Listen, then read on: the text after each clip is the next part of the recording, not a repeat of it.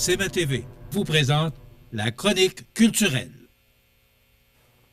Je vous souhaite la bienvenue à cette autre chronique culturelle et Mireille Soucy, bonjour. Bonjour. C'est un peu spécial aujourd'hui parce qu'on enregistre lundi après-midi pour la diffusion le mercredi matin. Mm-hmm. Et là, en fin de semaine, jeudi, il y a eu une tempête. Mm-hmm. Il y a eu une tempête dimanche. Et là, c'est encore un jour de tempête. Qu'est-ce qui se passe? Parce qu'il y avait des spectacles. Oui. Et là, on a dû remettre des spectacles. Comment ça se passe avec les arts de scène à ce moment-là? C'est bien qu'on puisse expliquer le protocole. Donc, on avait Stéphane Fallu qui était programmé au Cabaret Cogeco le jeudi. On avait Mario Jean, le spectacle a eu lieu le samedi. Et Mirada Flamenca dimanche avec un atelier de danse flamenco en après-midi. Donc, la journée même de l'événement, en fait, on correspond avec l'artiste et avec le producteur. Si l'artiste est capable de se rendre à la salle, n'importe laquelle, donc que ce soit Edwin, que ce soit ici à la salle Promutuelle ou encore au Cabaret Cogeco, l'événement a lieu. Il y a prestation de service. Donc, même si les routes sont fermées, que les détenteurs de billets ne sont pas capables de se rendre... L'artiste est là. Si l'artiste est là, la prestation a lieu, donc c'est honoré. C'est honoré selon les termes du contrat. Ensuite, si, par exemple, comme c'était le cas avec Stéphane Fallu et Mirada Flamenca, c'est reporté, alors à ce moment-là, tous les détenteurs de billets sont contactés de plusieurs façons différentes par les membres de l'équipe le plus longtemps qu'on peut avant l'événement. Donc, par exemple, pour Mirada, le spectacle est à 15 h, donc c'est en avant-midi qu'on a dépêché des membres de l'équipe pour appeler chez les gens, envoyer des courriels, faire des doubles vérifications, mentionner sur les médias sociaux, etc., pour qu'il n'y ait vraiment aucun doute. Et puis, à la suite de ça, il va y avoir un report, une date qui sera annoncée ultérieurement. Donc, les détenteurs de billets sont invités à conserver leurs billets. Et puis, à ce moment-là, ils pourront prendre une décision éclairée au moment où la nouvelle date sera communiquée. Dans le cas d'une cancellation, à ce moment-là, les gens sont remboursés. Donc, OK. C'est pas une note de crédit? Si c'est une cancellation, à ce moment-là, c'est un remboursement.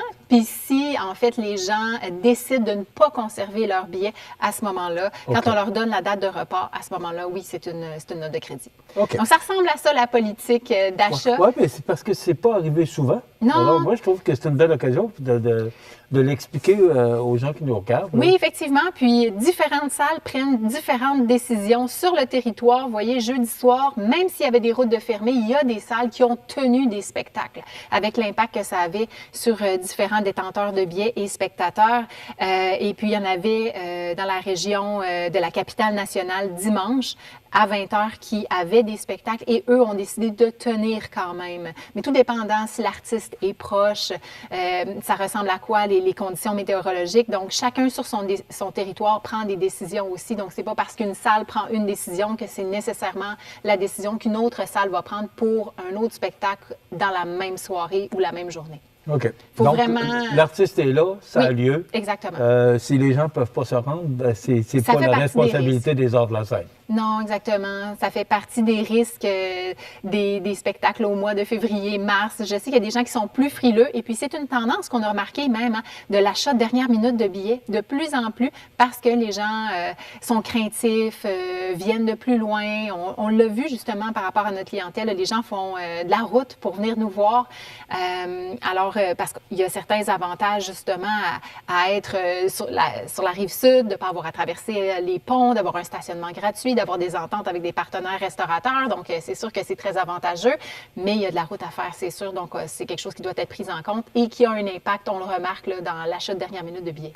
OK. Alors, comme on fait d'habitude, mais là, il n'avait qu'un seul spectacle, c'est celui de Mario Jean samedi soir. Tu étais là. Oui. Alors, parle-nous de Mario Jean. Mario Jean a toujours été un superbe conteur et ça se dément pas. Récemment, il avait fait beaucoup plus de théâtre, beaucoup plus de télévision, avait un peu délaissé les tournées, a fait des milliers de représentations à travers le Québec. C'est son 7e spectacle et il réussit à être frais, à être intéressant. C'est sûr que le passage de la soixantaine a semé chez lui des questionnements à propos de la vie, mais surtout du bonheur. Puis où est-ce qu'il se cache et puis faire des listes de choses qu'il se souhaite avant la fin, mais aussi de choses qu'il décide de plus faire. Ça, j'ai trouvé ça intéressant. C'est un angle intéressant. Une belle construction de spectacle, un 90 minutes, puis même un peu plus, là, très généreux de matériel. De son temps, oui, c'est pas une conférence. C'est vraiment un spectacle d'humour, mais il y a vraiment, on ressort de là avec des réflexions. C'est vraiment très intéressant. Donc, on est bien content de l'avoir eu avec nous samedi. Donc, c'est quelqu'un qui est en pleine possession de son matériel, qui connaît les ressorts humoristiques et qui les tire à son avantage. Donc, il y a eu une salle sous son charme et c'était vraiment fantastique de l'avoir avec nous. Salle pleine? Il restait quelques sièges, mais c'était vraiment parce que c'était des sièges séparés. Donc, il ne pouvait pas y avoir 2 sièges, un à côté de l'autre, mais sinon, on va dire complète à toute fin pratique. Là. Ouais.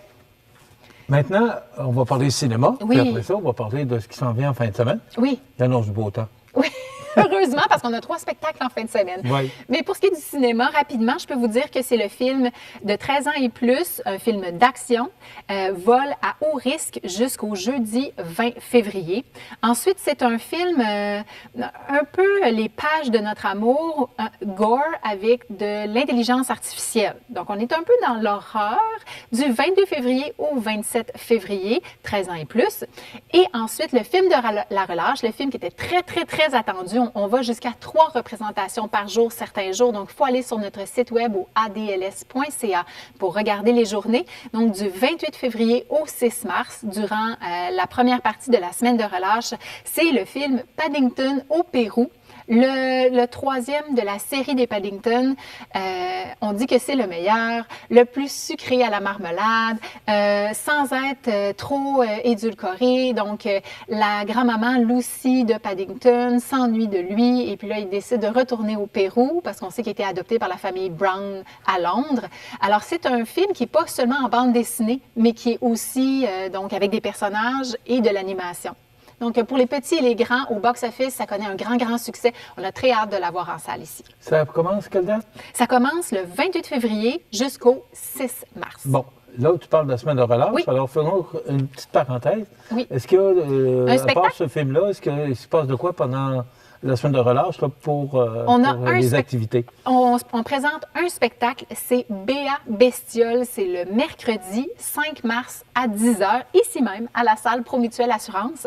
Donc, c'est l'histoire d'une exploratrice qui investigue sur les créatures qui vivent dans le ciel et qui peuplent le ciel depuis l'ère préhistorique jusqu'à aujourd'hui.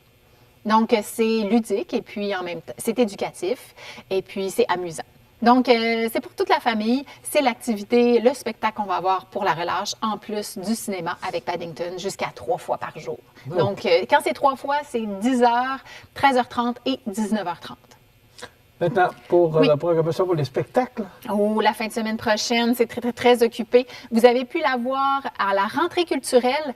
C'est Jeanne Côté qui s'était présentée. Gaspésienne. Oui, exactement. Petite-Vallée, originaire de Petite-Vallée. Elle a un gros bagage musical puisque son papa, c'est Alan Côté du Festival de la chanson de Petite-Vallée. Et puis, sa mère, je crois, elle est prof de musique. Donc, elle a un bagage incroyable. Elle a gagné les Francs ouvertes.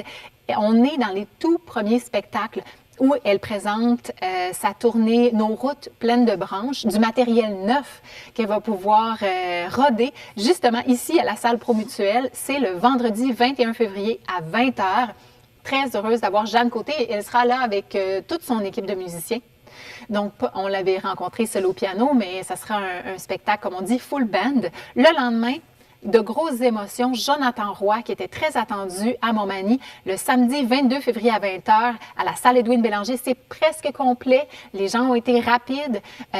Jonathan, ça faisait un moment qu'il n'avait pas été de retour sur les scènes du Québec. Et ce qu'il a dit, c'est un album tout frais, lui aussi, début de tournée. Symphony of Doubts qui va présenter. Donc, c'est son plus récent album. Et donc, il va nous présenter cet album-là en compagnie de son équipe. Bien entendu, je le rementionne, c'est un spectacle, son répertoire est anglophone. Donc, ce sont des chansons en anglais. Jonathan est québécois, c'est le fils de Est-ce qu'il est Patrick Bois. compositeur? Ah oui, il fait Oui. tout. Ah oui, exactement. Mais il s'entoure très bien. Connor Seidel, d'autres collaborateurs, l'écriture des textes, etc. Je pense que même les vidéoclips qu'il fait, je pense qu'il est très, très, très impliqué à l'intérieur. Je pense que pour lui, ça fait partie d'une démarche très organique où il doit toucher, sans vouloir contrôler, il doit s'impliquer dans plusieurs sphères. On l'a vu à Star Academy récemment, pieds nus sur la scène. Donc, il y a vraiment une foule pour lui à Montmagny qui l'attendent de pied ferme. On a vraiment hâte de voir parce qu'on n'a pas pu entendre beaucoup d'extraits jusqu'à date de ce nouveau matériel-là. On est très, très, très curieux. Donc, Symphony of Doubts, quelques places qui restent encore au balcon pour Jonathan Roy. Et on termine la fin de semaine avec Christine Tassan et les Imposteurs. C'est le dimanche 23 février à 15h, ici à la salle Promutuelle Assurance.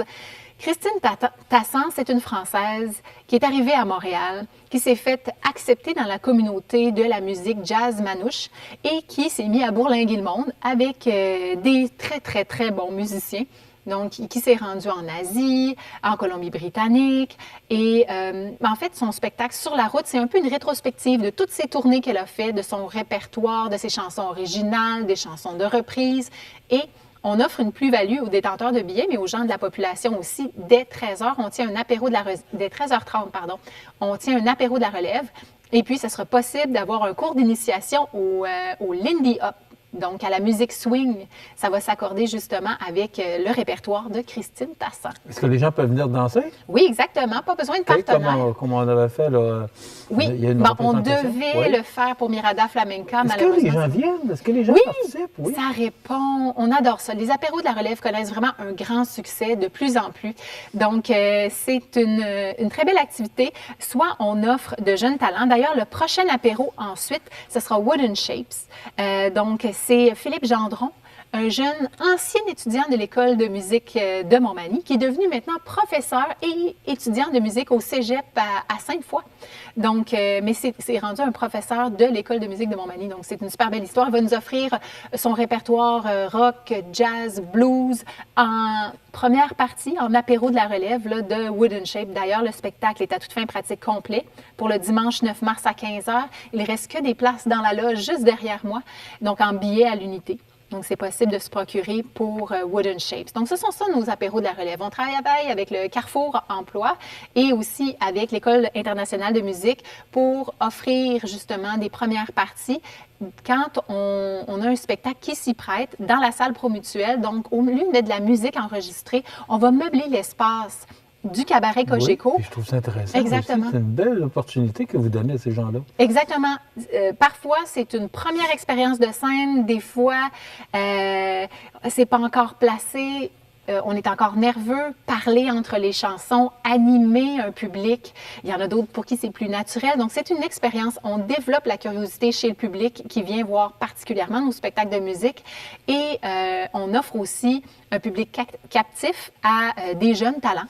Donc, je pense que c'est gagnant-gagnant des deux côtés. Exactement. Et ça, c'est pour les spectacles, alors... mais j'ai plein d'autres bonnes nouvelles. Mon collègue Jérémy Boulay est finissant de la cohorte 2024, profession diffuseur. Pourquoi j'en parle? Eh bien, c'est parce que Rideau, l'organisme qui regroupe 350, je pense, salles de diffusion au Québec, dans la francophonie et festivals, offre cette formation-là depuis quelques années déjà. Et Jérémy, notre coordonnateur à la programmation, est un des finissants de la plus récente cohorte. Puis pourquoi j'en parle, c'est que on est bien fiers.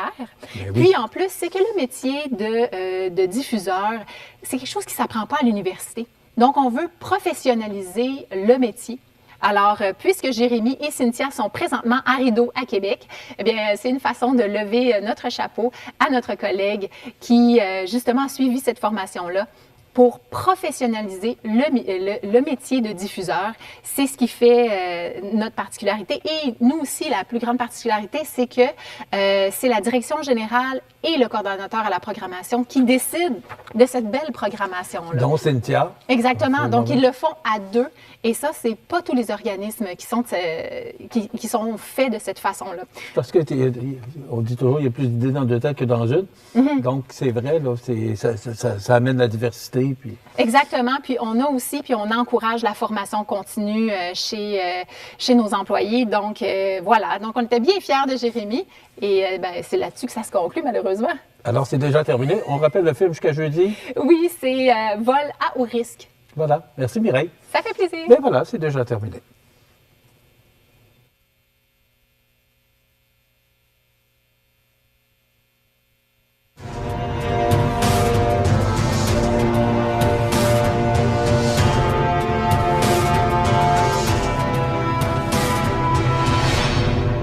CMA TV vous présente la chronique culturelle.